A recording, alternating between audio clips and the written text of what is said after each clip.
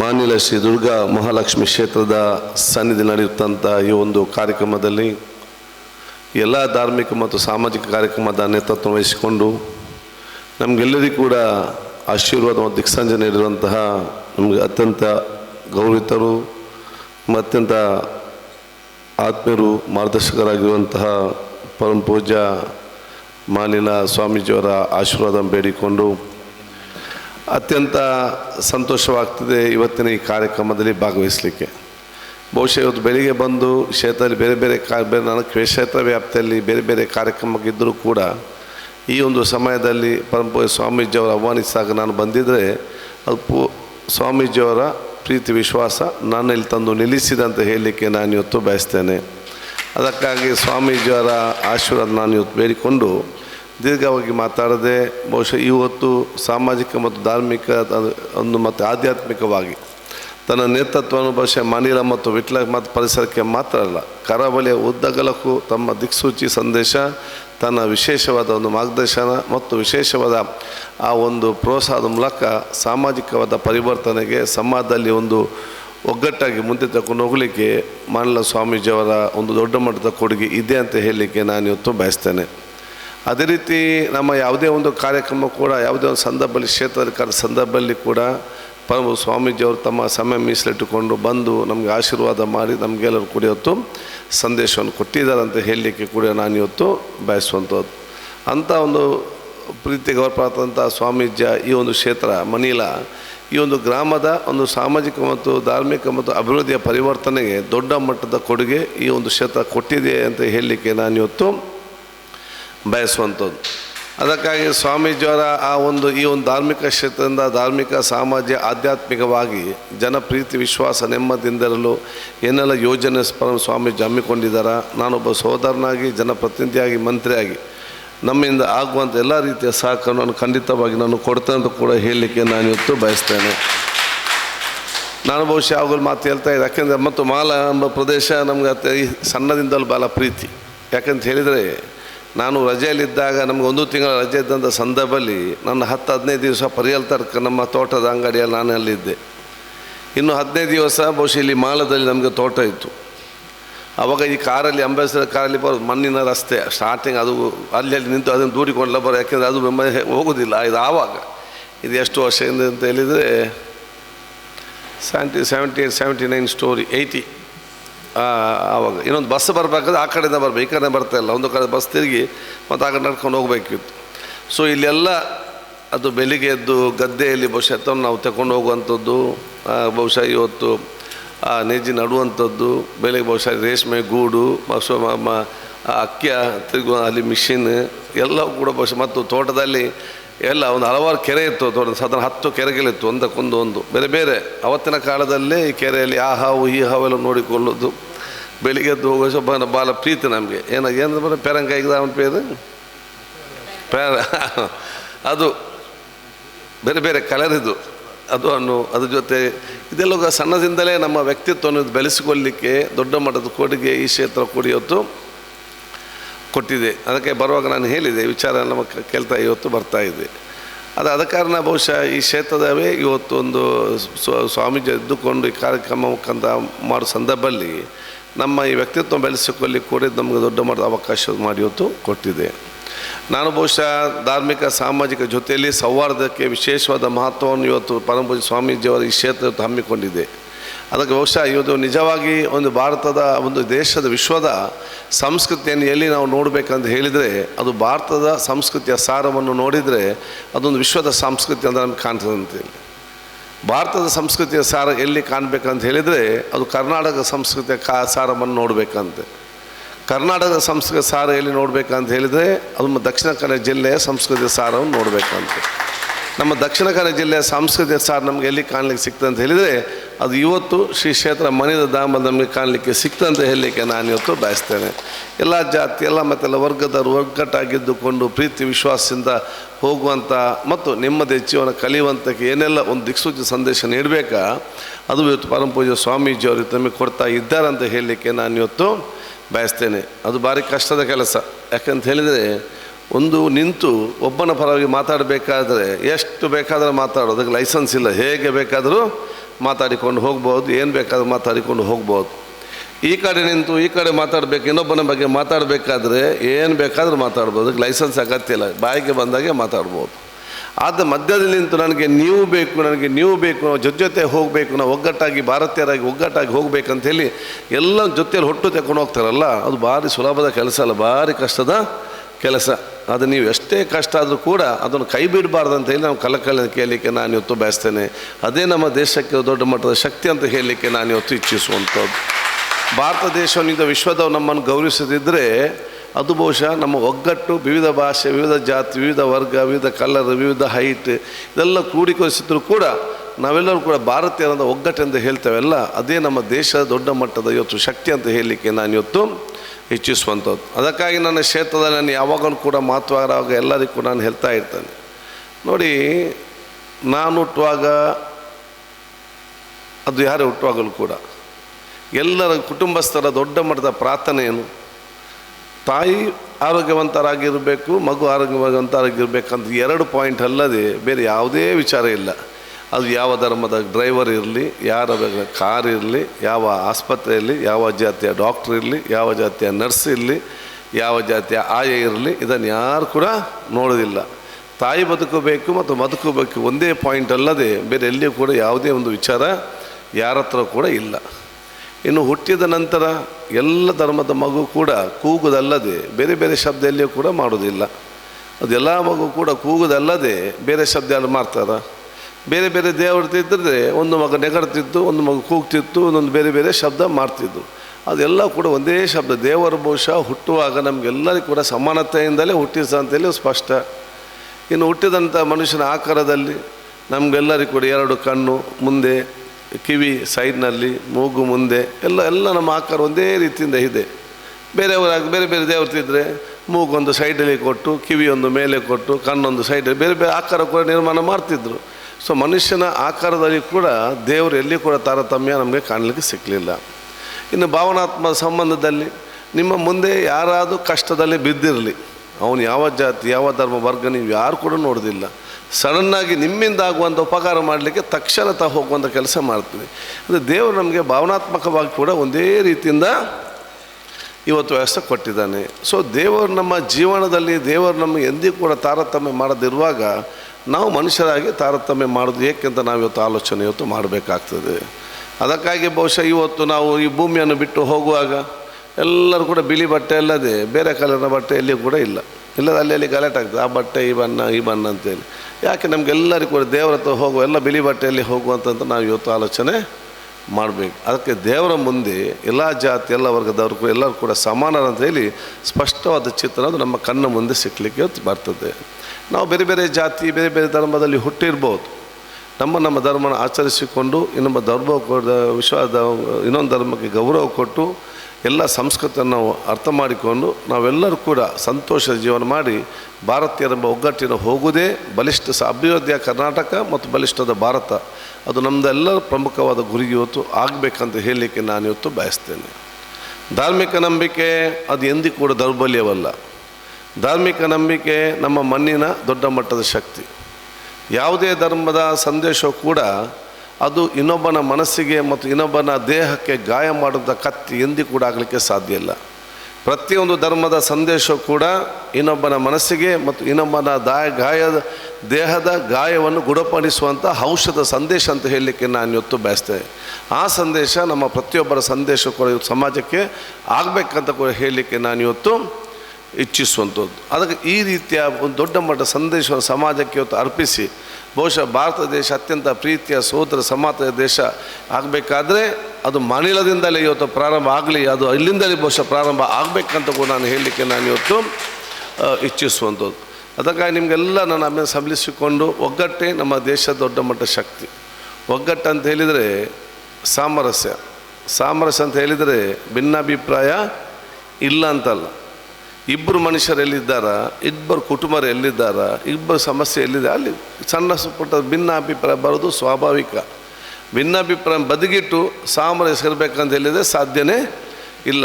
ಸಾಮರಸ್ಯ ಇರಬೇಕಾದ್ರೆ ಭಿನ್ನಾಭಿಪ್ರಾಯ ಇರಲೇಬೇಕು. ಆದ ಕಾರಣ ವಿವಿಧ ಅಭಿಪ್ರಾಯ ಇದ್ದಾಗ ಅದನ್ನು ಸಕಾರಾತ್ಮಕವಾಗಿ ಸ್ವೀಕರಿಸಿಕೊಂಡು ಪರಸ್ಪರ ಕುಳಿತುಕೊಂಡು ಒಬ್ಬರಿಗೊಬ್ಬ ಚರ್ಚಿಸಿ ಒಬ್ಬರಿಗೆ ಅರ್ಥ ಮಾಡಿಕೊಂಡು ಒಬ್ಬೊಬ್ಬ ಸಹಕರಿಸಿಕೊಂಡು ನಾವೆಲ್ಲರೂ ಕೂಡ ಜೊತೆಯಾಗಿ ನಾವು ಭಾರತೀಯರಂತ ಒಗ್ಗಟ್ಟಿನಿಂದ ಹೋಗ್ತೇವೆಲ್ಲ ಅದು ನಿಜವಾದ ಸಾಮರಸ್ಯ. ಆ ಸಾಮರಸ್ಯನ ಕಟ್ಟುವಂಥ ಕೆಲಸ ಅದು ಬರೀ MLAಗಳಿಂದ ಸ್ವಾಮೀಜಿಗಳಿಂದ ಅಥವಾ ಜನಪ್ರತಿನಿಧಿಯಿಂದ ಅದು ಹಿರಿಯರ ಸಾಧ್ಯ ಇಲ್ಲ. ಪ್ರತಿಯೊಂದು ಮನೆಯವರು ಎದ್ದು ನಿಂತು ನಾವು ಸಾಮರಸ್ಯ ಸಮಾಜ ನಿರ್ಮಾಣ ಮಾಡಬೇಕು. ಭವಿಷ್ಯದ ಹುಟ್ಟಿಗೆ ಈ ಸಮಾಜ ನಮಗೆ ಮಾತ್ರ ಅಲ್ಲ, ಇನ್ನು ಹುಟ್ಟಿ ಬರಲಿಕ್ಕೆ ಕೋಟ್ಯಾಂತರ ಮಕ್ಕಳು ಈ ಊರಲ್ಲಿದ್ದಾರೆ.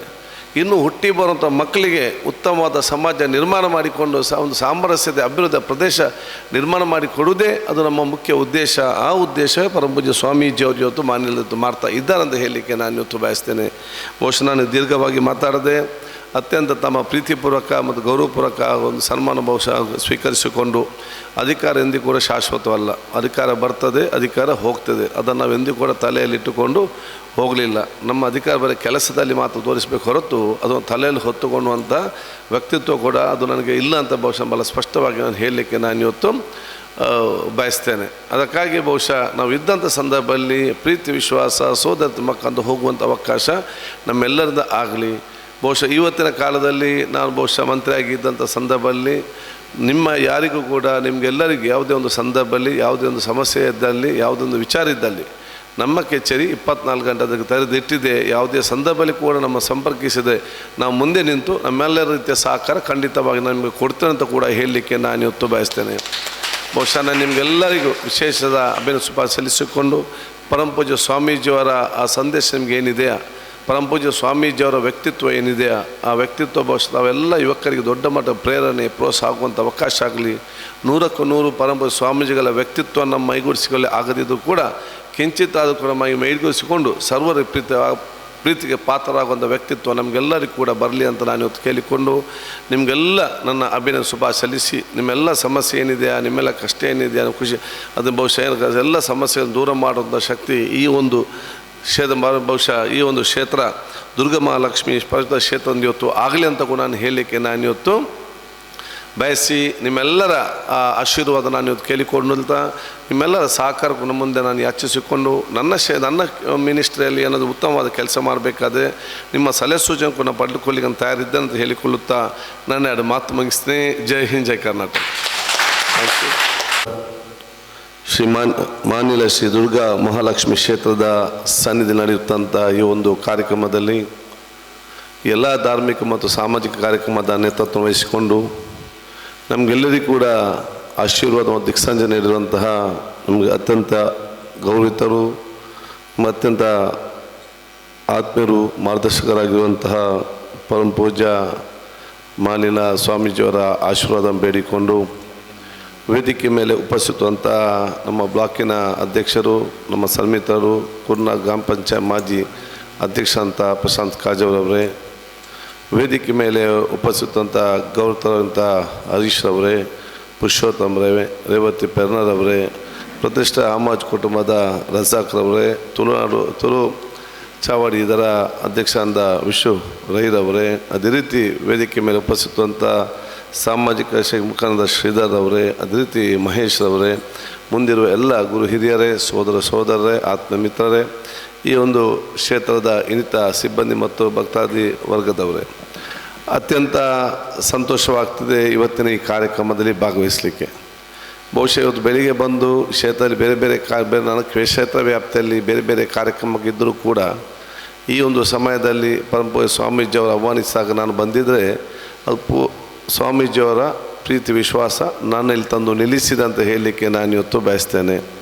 ಅದಕ್ಕಾಗಿ ಸ್ವಾಮೀಜಿಯವರ ಆಶೀರ್ವಾದ ನಾನು ಇವತ್ತು ಬೇಡಿಕೊಂಡು ದೀರ್ಘವಾಗಿ ಮಾತಾಡದೆ ಬಹುಶಃ ಇವತ್ತು ಸಾಮಾಜಿಕ ಮತ್ತು ಧಾರ್ಮಿಕ ಒಂದು ಮತ್ತು ಆಧ್ಯಾತ್ಮಿಕವಾಗಿ ತನ್ನ ನೇತೃತ್ವವನ್ನು ಬಹುಶಃ ಮನಿಲ ಮತ್ತು ವಿಟ್ಲ ಮತ್ತು ಪರಿಸರಕ್ಕೆ ಮಾತ್ರ ಅಲ್ಲ, ಕರಾವಳಿಯ ಉದ್ದಗಲಕ್ಕೂ ತಮ್ಮ ದಿಕ್ಸೂಚಿ ಸಂದೇಶ, ತನ್ನ ವಿಶೇಷವಾದ ಒಂದು ಮಾರ್ಗದರ್ಶನ ಮತ್ತು ವಿಶೇಷವಾದ ಆ ಒಂದು ಪ್ರೋತ್ಸಾಹದ ಮೂಲಕ ಸಾಮಾಜಿಕವಾದ ಪರಿವರ್ತನೆಗೆ ಸಮಾಜದಲ್ಲಿ ಒಂದು ಒಗ್ಗಟ್ಟಾಗಿ ಮುಂದೆ ತಗೊಂಡು ಹೋಗಲಿಕ್ಕೆ ಮಾನಲ ಸ್ವಾಮೀಜಿಯವರ ಒಂದು ದೊಡ್ಡ ಮಟ್ಟದ ಕೊಡುಗೆ ಇದೆ ಅಂತ ಹೇಳಲಿಕ್ಕೆ ನಾನು ಇವತ್ತು ಬಯಸ್ತೇನೆ. ಅದೇ ರೀತಿ ನಮ್ಮ ಯಾವುದೇ ಒಂದು ಕಾರ್ಯಕ್ರಮ ಕೂಡ ಯಾವುದೇ ಒಂದು ಸಂದರ್ಭದಲ್ಲಿ ಕ್ಷೇತ್ರದ ಸಂದರ್ಭದಲ್ಲಿ ಕೂಡ ಪರಮ ಸ್ವಾಮೀಜಿಯವರು ತಮ್ಮ ಸಮಯ ಮೀಸಲಿಟ್ಟುಕೊಂಡು ಬಂದು ನಮಗೆ ಆಶೀರ್ವಾದ ಮಾಡಿ ನಮಗೆಲ್ಲರೂ ಕೂಡ ಇವತ್ತು ಸಂದೇಶವನ್ನು ಕೊಟ್ಟಿದ್ದಾರೆ ಅಂತ ಹೇಳಲಿಕ್ಕೆ ಕೂಡ ನಾನು ಇವತ್ತು ಬಯಸುವಂಥದ್ದು. ಅಂಥ ಒಂದು ಪ್ರೀತಿ ಗೌರವಾದಂಥ ಸ್ವಾಮೀಜಿ ಈ ಒಂದು ಕ್ಷೇತ್ರ ಮನೀಲ ಈ ಒಂದು ಗ್ರಾಮದ ಒಂದು ಸಾಮಾಜಿಕ ಮತ್ತು ಧಾರ್ಮಿಕ ಮತ್ತು ಅಭಿವೃದ್ಧಿಯ ಪರಿವರ್ತನೆಗೆ ದೊಡ್ಡ ಮಟ್ಟದ ಕೊಡುಗೆ ಈ ಒಂದು ಕ್ಷೇತ್ರ ಕೊಟ್ಟಿದೆ ಅಂತ ಹೇಳಲಿಕ್ಕೆ ನಾನು ಇವತ್ತು ಬಯಸುವಂಥದ್ದು. ಅದಕ್ಕಾಗಿ ಸ್ವಾಮೀಜಿಯವರ ಈ ಒಂದು ಧಾರ್ಮಿಕ ಕ್ಷೇತ್ರದಿಂದ ಧಾರ್ಮಿಕ ಸಾಮಾಜಿಕ ಆಧ್ಯಾತ್ಮಿಕವಾಗಿ ಜನಪ್ರೀತಿ ವಿಶ್ವಾಸ ನೆಮ್ಮದಿಯಿಂದಿರಲು ಏನೆಲ್ಲ ಯೋಜನೆ ಸ್ವಾಮೀಜಿ ಹಮ್ಮಿಕೊಂಡಿದ್ದಾರೆ. ನಾನೊಬ್ಬ ಸಹೋದರನಾಗಿ ಜನಪ್ರತಿನಿಧಿಯಾಗಿ ಮಂತ್ರಿಯಾಗಿ ನಮ್ಮಿಂದ ಆಗುವಂಥ ಎಲ್ಲ ರೀತಿಯ ಸಹಕಾರವನ್ನು ಖಂಡಿತವಾಗಿ ನಾನು ಕೊಡ್ತೇನೆ ಅಂತ ಕೂಡ ಹೇಳಲಿಕ್ಕೆ ನಾನು ಇವತ್ತು ಬಯಸ್ತೇನೆ. ನಾನು ಬಹುಶಃ ಅವುಗಳು ಮಾತು ಹೇಳ್ತಾ ಇದ್ದೆ, ಯಾಕೆಂದರೆ ಮತ್ತು ಮಾಲ ಎಂಬ ಪ್ರದೇಶ ನಮ್ಗೆ ಸಣ್ಣದಿಂದಲೂ ಭಾಳ ಪ್ರೀತಿ. ಯಾಕಂತ ಹೇಳಿದರೆ ನಾನು ರಜೆಯಲ್ಲಿದ್ದಾಗ ನಮ್ಗೆ 1 ತಿಂಗಳ ರಜೆ ಇದ್ದಂಥ ಸಂದರ್ಭದಲ್ಲಿ ನನ್ನ 10-15 ದಿವಸ ಪರಿಯಲ್ ತರ್ಕ ನಮ್ಮ ತೋಟದ ಅಂಗಡಿಯಲ್ಲಿ ನಾನು ಅಲ್ಲಿದ್ದೆ. ಇನ್ನು 15 ದಿವಸ ಬಹುಶಃ ಇಲ್ಲಿ ಮಾಲದಲ್ಲಿ ನಮಗೆ ತೋಟ ಇತ್ತು.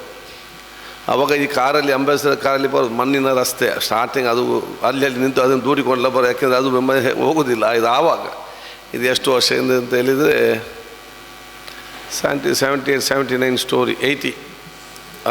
ಆವಾಗ ಇನ್ನೊಂದು ಬಸ್ ಬರಬೇಕಾದ್ರೆ ಆ ಕಡೆಯಿಂದ ಬರಬೇಕು, ಈ ಕಡೆ ಬರ್ತಾಯಿಲ್ಲ. ಒಂದು ಕಡೆ ಬಸ್ ತಿರುಗಿ ಮತ್ತು ಆ ಕಡೆ ನಡ್ಕೊಂಡು ಹೋಗಬೇಕಿತ್ತು.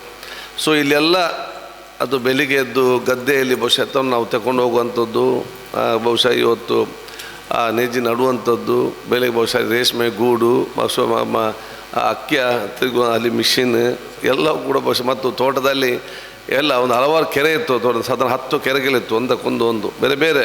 ಅವತ್ತಿನ ಕಾಲದಲ್ಲಿ ಈ ಕೆರೆಯಲ್ಲಿ ಆ ಹಾವು ಈ ಹಾವೆಲ್ಲ ನೋಡಿಕೊಳ್ಳೋದು, ಬೆಳಿಗ್ಗೆ ಎದ್ದು ಹೋಗೋ ಭಾಳ ಪ್ರೀತಿ ನಮಗೆ. ಏನು ಬರೋ ಪೆರಂಕಾಯಿಗೆ ಅವನ ಪೇರು ಅದು ಬೇರೆ ಬೇರೆ ಕಲರ್ ಇದು ಅದು ಹಣ್ಣು. ಅದ್ರ ಜೊತೆ ಇದೆಲ್ಲ ಸಣ್ಣದಿಂದಲೇ ನಮ್ಮ ವ್ಯಕ್ತಿತ್ವವನ್ನು ಬೆಳೆಸಿಕೊಳ್ಳಲಿಕ್ಕೆ ದೊಡ್ಡ ಮಟ್ಟದ ಕೊಡುಗೆ ಈ ಕ್ಷೇತ್ರ ಕೂಡ ಇವತ್ತು ಕೊಟ್ಟಿದೆ. ಅದಕ್ಕೆ ಬರುವಾಗ ನಾನು ಹೇಳಿದೆ ವಿಚಾರ ನಮ್ಮ ಕೇಳ್ತಾ ಇವತ್ತು ಬರ್ತಾ ಇದೆ. ಅದ ಕಾರಣ ಬಹುಶಃ ಈ ಕ್ಷೇತ್ರದವೇ ಇವತ್ತು ಒಂದು ಸ್ವಾಮೀಜಿ ಎದ್ದುಕೊಂಡು ಈ ಕಾರ್ಯಕ್ರಮ ಮುಖಾಂತರ ಮಾಡೋ ಸಂದರ್ಭದಲ್ಲಿ ನಮ್ಮ ಈ ವ್ಯಕ್ತಿತ್ವ ಬೆಳೆಸಿಕೊಳ್ಳಿಕ್ಕೆ ಕೂಡ ನಮಗೆ ದೊಡ್ಡ ಮಟ್ಟದ ಅವಕಾಶ ಮಾಡಿ ಇವತ್ತು ಕೊಟ್ಟಿದೆ. ನಾನು ಬಹುಶಃ ಧಾರ್ಮಿಕ ಸಾಮಾಜಿಕ ಜೊತೆಯಲ್ಲಿ ಸೌಹಾರ್ದಕ್ಕೆ ವಿಶೇಷವಾದ ಮಹತ್ವವನ್ನು ಇವತ್ತು ಪರಮಪೂಜ್ಯ ಸ್ವಾಮೀಜಿಯವರ ಈ ಕ್ಷೇತ್ರ ಹಮ್ಮಿಕೊಂಡಿದೆ. ಅದಕ್ಕೆ ಬಹುಶಃ ಇವತ್ತು ನಿಜವಾಗಿ ಒಂದು ಭಾರತದ ಒಂದು ದೇಶದ ವಿಶ್ವದ ಸಂಸ್ಕೃತಿಯನ್ನು ಎಲ್ಲಿ ನಾವು ನೋಡಬೇಕಂತ ಹೇಳಿದರೆ ಅದು ಭಾರತದ ಸಂಸ್ಕೃತಿಯ ಸಾರವನ್ನು ನೋಡಿದರೆ ಅದೊಂದು ವಿಶ್ವದ ಸಂಸ್ಕೃತಿ ಅಂತ ನಮಗೆ ಕಾಣ್ತದಂತೇಳಿ. ಭಾರತದ ಸಂಸ್ಕೃತಿಯ ಸಾರ ಎಲ್ಲಿ ಕಾಣಬೇಕಂತ ಹೇಳಿದರೆ ಅದು ಕರ್ನಾಟಕ ಸಂಸ್ಕೃತಿಯ ಸಾರವನ್ನು ನೋಡಬೇಕಂತೆ. ಕರ್ನಾಟಕದ ಸಂಸ್ಕೃತಿ ಸಾರ ಎಲ್ಲಿ ನೋಡಬೇಕಂತ ಹೇಳಿದರೆ ಅದು ದಕ್ಷಿಣ ಕನ್ನಡ ಜಿಲ್ಲೆಯ ಸಂಸ್ಕೃತಿಯ ಸಾರವನ್ನು ನೋಡಬೇಕಂತೆ. ನಮ್ಮ ದಕ್ಷಿಣ ಕನ್ನಡ ಜಿಲ್ಲೆಯ ಸಾಂಸ್ಕೃತಿಕ ಸಾರ ನಮಗೆ ಎಲ್ಲಿ ಕಾಣಲಿಕ್ಕೆ ಸಿಗ್ತದೆ ಅಂತ ಹೇಳಿದರೆ ಅದು ಇವತ್ತು ಶ್ರೀ ಕ್ಷೇತ್ರ ಮನಿದ ಧಾಮ ನಮಗೆ ಕಾಣಲಿಕ್ಕೆ ಸಿಕ್ತಂತ ಹೇಳಲಿಕ್ಕೆ ನಾನು ಇವತ್ತು ಬಯಸ್ತೇನೆ. ಎಲ್ಲ ಜಾತಿ ಎಲ್ಲ ಮತ್ತೆಲ್ಲ ವರ್ಗದವರು ಒಗ್ಗಟ್ಟಾಗಿದ್ದುಕೊಂಡು ಪ್ರೀತಿ ವಿಶ್ವಾಸದಿಂದ ಹೋಗುವಂಥ ಮತ್ತು ನೆಮ್ಮದಿ ಜೀವನ ಕಲಿಯುವಂಥಕ್ಕೆ ಏನೆಲ್ಲ ಒಂದು ದಿಕ್ಸೂಚಿ ಸಂದೇಶ ನೀಡಬೇಕಾ ಅದು ಇವತ್ತು ಪರಮಪೂಜ್ಯ ಸ್ವಾಮೀಜಿಯವರು ನಮಗೆ ಕೊಡ್ತಾ ಇದ್ದಾರೆ ಅಂತ ಹೇಳಲಿಕ್ಕೆ ನಾನು ಇವತ್ತು ಬಯಸ್ತೇನೆ. ಅದು ಭಾರಿ ಕಷ್ಟದ ಕೆಲಸ. ಯಾಕಂತ ಹೇಳಿದರೆ ಒಂದು ನಿಂತು ಒಬ್ಬನ ಪರವಾಗಿ ಮಾತಾಡಬೇಕಾದ್ರೆ ಎಷ್ಟು ಬೇಕಾದರೂ ಮಾತಾಡೋದು, ಅದಕ್ಕೆ ಲೈಸೆನ್ಸ್ ಇಲ್ಲ. ಹೇಗೆ ಬೇಕಾದರೂ ಮಾತಾಡಿಕೊಂಡು ಹೋಗ್ಬೋದು, ಏನು ಬೇಕಾದರೂ ಮಾತಾಡಿಕೊಂಡು ಹೋಗ್ಬೋದು. ಈ ಕಡೆ ನಿಂತು ಈ ಕಡೆ ಮಾತಾಡಬೇಕು, ಇನ್ನೊಬ್ಬನ ಬಗ್ಗೆ ಮಾತಾಡಬೇಕಾದ್ರೆ ಏನು ಬೇಕಾದರೂ ಮಾತಾಡ್ಬೋದು, ಅದಕ್ಕೆ ಲೈಸೆನ್ಸ್ ಅಗತ್ಯ ಇಲ್ಲ, ಬಾಯಿಗೆ ಬಂದಾಗೆ ಮಾತಾಡ್ಬೋದು. ಆದ ಮಧ್ಯದಲ್ಲಿ ನಿಂತು ನನಗೆ ನೀವು ಬೇಕು ನಾವು ಜೊತೆ ಹೋಗಬೇಕು, ನಾವು ಒಗ್ಗಟ್ಟಾಗಿ ಭಾರತೀಯರಾಗಿ ಒಗ್ಗಟ್ಟಾಗಿ ಹೋಗ್ಬೇಕಂತ ಹೇಳಿ ಎಲ್ಲ ಜೊತೆಯಲ್ಲಿ ಹೊಟ್ಟು ತಗೊಂಡು ಹೋಗ್ತಾರಲ್ಲ, ಅದು ಭಾರಿ ಸುಲಭದ ಕೆಲಸ ಅಲ್ಲ, ಭಾರಿ ಕಷ್ಟದ ಕೆಲಸ. ಅದು ನೀವು ಎಷ್ಟೇ ಕಷ್ಟ ಆದರೂ ಕೂಡ ಅದನ್ನು ಕೈ ಬಿಡಬಾರ್ದು ಅಂತ ಹೇಳಿ ನಾವು ಕಲಕಲಿನ ಕೇಳಲಿಕ್ಕೆ ನಾನು ಇವತ್ತು ಬಯಸ್ತೇನೆ. ಅದೇ ನಮ್ಮ ದೇಶಕ್ಕೆ ದೊಡ್ಡ ಮಟ್ಟದ ಶಕ್ತಿ ಅಂತ ಹೇಳಲಿಕ್ಕೆ ನಾನು ಇವತ್ತು ಇಚ್ಛಿಸುವಂಥದ್ದು.